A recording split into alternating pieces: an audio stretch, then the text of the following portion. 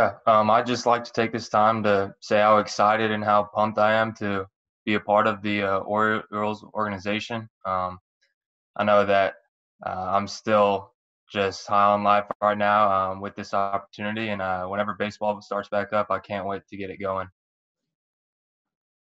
Great. Thanks, Jordan. We'll start with the first question from Rock Abaco, MASNsports.com, followed by John Mioli. Rock?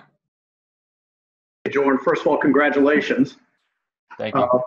What would you say are some of the things in your skill set that you feel like are going to get you to the majors and keep you there? I believe I think probably the best part of my game is my athleticism, and the athleticism allows me to be versatile on the field. I think it allows me to play an explosive type of baseball, and I think that that explosive ability is what's going to get me to the big leagues. Next, John Mioli, Baltimore Sun, followed by Dan Connolly. John? How's it going, man? First of all, congrats. I was wondering how you found your interactions with the Orioles different from other teams as this draft process was going along, and how that makes you feel about now being a part of the organization. Yeah, it was kind of weird. The Orioles were one of the last teams I heard from. I think I heard from them that Friday before the week of that draft, and it was over Zoom call, which is kind of what every team was doing. But to have them be the last team that I talked to, and then to have the opportunity to be drafted by them, just made it special. It made it feel like they were thinking of me, that whole entire week leading up to the draft. Next up, Dan Connolly, The Athletic, followed by Joe Trezza. Dan? Congratulations, Jordan. We've heard about your athleticism. You've talked about that and about your bat. Defensively going forward, where do you see yourself? Obviously, shortstop, third base, maybe somewhere else. Where can you use that athleticism? Where do you see yourself as a defensive player? Yeah, well, I think first of myself as a shortstop, I want to stick at that position for as long as possible, but I understand that the game is evolving and the game is changing, and because of my athleticism, I feel like I could play anywhere on the diamond. I've played some time at third. I've spent a lot of time at second as well in my career, and I just really feel like wherever the team and the organization thinks I'm best fit at, I'm going to attack that and play to the best of my abilities there. Joe Trezza, MLB.com, followed by Rich Dubroff. Joe? Hey, Jordan.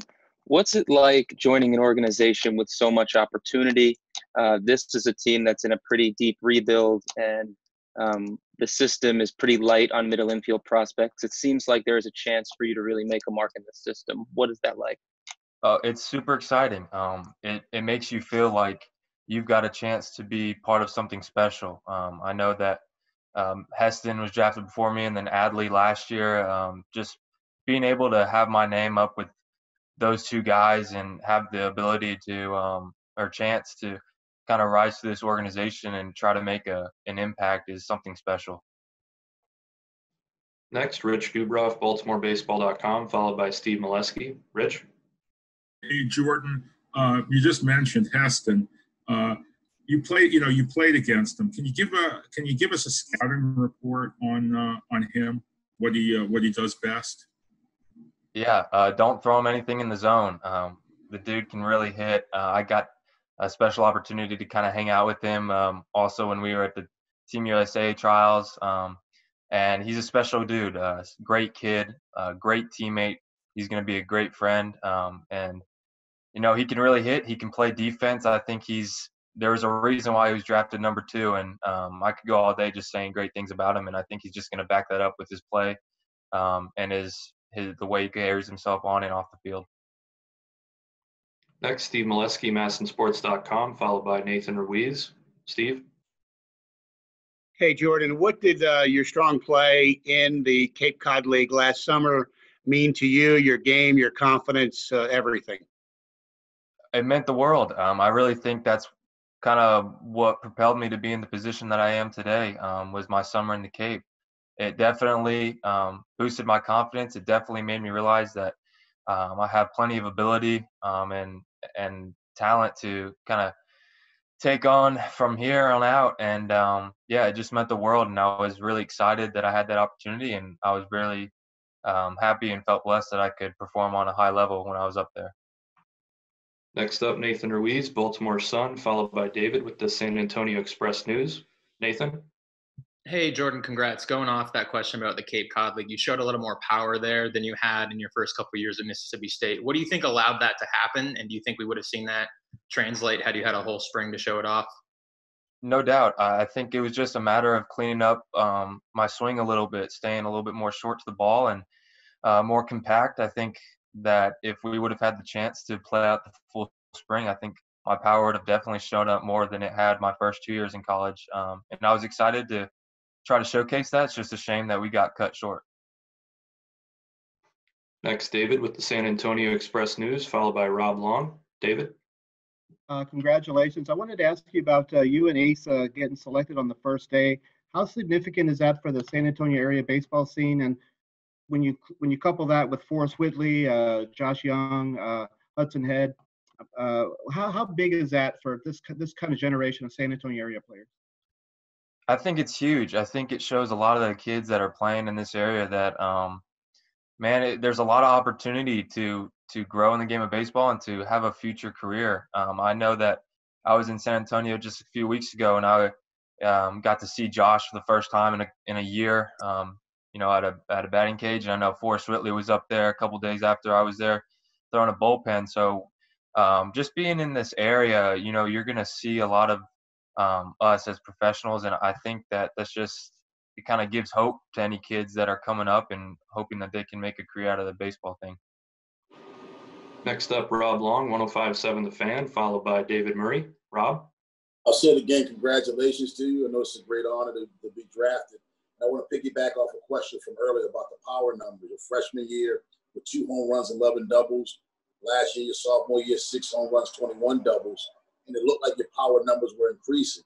Do you think you can add to those power numbers as you get ready, prepare for the bigs, or is this pretty much how would you label your game?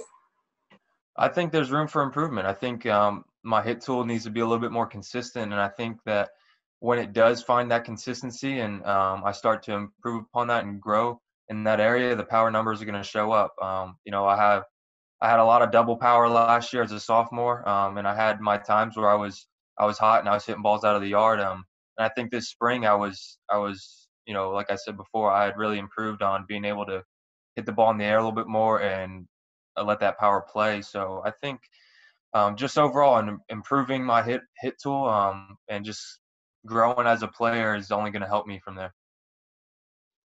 Next up, David Murray, Gene's Page 247, followed by Ben Portnoy. David? We got you on mute, David. Hang on one sec.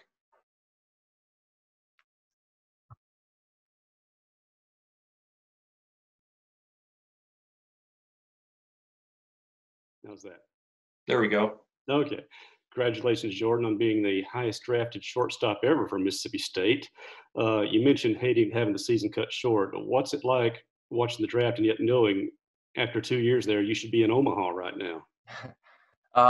It's a bummer. I would be lying if I said it wasn't a disappointment, but at the same time, this is just the next step. I know that me and Foscue were both super excited to hear our names called last night, and after exchanging words, and I'm sure I'm going to get a call from him later today. It's a shame that we couldn't see that season play out and see what would have happened. I'm sure it would have been special, but at the same time, this has been our dream since we were little kids. So it's been awesome to experience this, and I can't wait for the next step. Next up, Ben Portnoy, Commercial Dispatch, followed by Evan Grant. Ben? Yeah, see what's going on, man. Congrats on getting drafted. Well, kind of mentioned it, but Cape, I know you played for Ron, I guess what you learned from him and what was that experience kind of like for you? And kind of the back end of it, I know you had that sort of slump in the tail end of last year. What did you kind of learn from that experience as well? How do you kind of carry that into the summer and into the season? What you got out of the season? I think we're having a little trouble, Ben, with your audio. We'll come back to you in a sec. Next up, Evan Grant, Dallas Morning News. Evan? Hey, Jordan. quick question. I wanted to just kind of get a sense from you. I've been told that you and your roommate Justin were obviously big hitting rats, that you bug Coach Cheeseborough late at night to go up to the cages. But I've also been told that you guys have very different personalities, and wanted to get a sense from you of how you would describe Justin's personality and what drives him. Yeah, Justin's a very intense person, and I know that my freshman year, it was very intimidating to see somebody on the field as intense as him. We both are huge on our work ethic. I think we were two of the hardest working players in that program, and I think he's a very motivated person. I think that's why he's so good. I only have good things to say about him.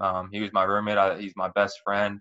I'm a little bit more. I try to keep it a little bit more light on and off the field. But Justin, he's gonna work his tail off. He's gonna be intense. He's gonna be that quiet leader on the field, and he's just gonna get after every single day. Next up, Joel Coleman, Cowbell Corner, followed by Ben Portnoy. Joel? Hey, Jordan. I guess I would just ask you, how would you describe the college experience in Mississippi State, and how does it prepare guys like you and like Justin and long track records, of pro players? How does Mississippi State prepare a guy like you all for this next step? I think being able to play in possibly the best conference in college baseball is only going to help you. I know that out of high school, there was a reason why I wasn't drafted. I just wasn't ready for that step. And even getting to college, I wasn't the level of ball player that I am today. And having the experience there at Mississippi State meant the world to me, because I improved. I felt like every single day I was there, I felt like it just gives young players the opportunity to improve, to learn about themselves, to mature, and then 2-3 years later have an opportunity to take that next step and play professional baseball. A reminder to everybody, if you have a question, please enter your name and affiliation in the chat box. Wait to be called on. We'll go now to Ben Portnoy, Commercial Dispatch. Hey, Wesley, sorry about that. Just off the bat, I know you talked about it a little bit, but in terms of that sort of slump that you went through toward the tail end of last year, what'd you kind of learn from that, and what'd you carry that into the summer in the Cape and then with Team USA? And then kind of off that, obviously you played with Coach Polk in the Cape and all that. What was that experience kind of like for you, and what'd you kind of learn from him? Yeah, the struggles just matured me as a baseball player. I think being able to go through that long period of failing constantly, just, man, it humbles you a little bit. It makes you realize that baseball is a game of failure, and it's something that you're going to have to deal with your whole career. And I think that being able to work through that and go up to the Cape and, use it as motivation and learn from my failures and improve upon them just made me a better baseball player. It made me a more mature player and more mature person off the field as well. And, getting to have that experience with Coach Polk up there in Hyannis is something I'll never forget. I still talk with Coach Polk on the regular, and he helped me not only hitting wise up there in the Cape, but defensively. Him hitting ground balls to me and being the little infield guru that he always has been in his coaching career really helped me, and I think I learned a lot when I was up there. Next up, Andrew Gillis, NBC Sports Washington. Andrew? Hey, Jordan, congratulations. I'm curious what your last few months have been like, and then if you've been told anything from the Orioles as to what the next few months could look like. Is just kind of everything's kind of in flux right now. Yeah, no, I haven't been told anything yet. I'm just trying to take it day by day. My last few months have been kind of crazy, just like everybody else's have been.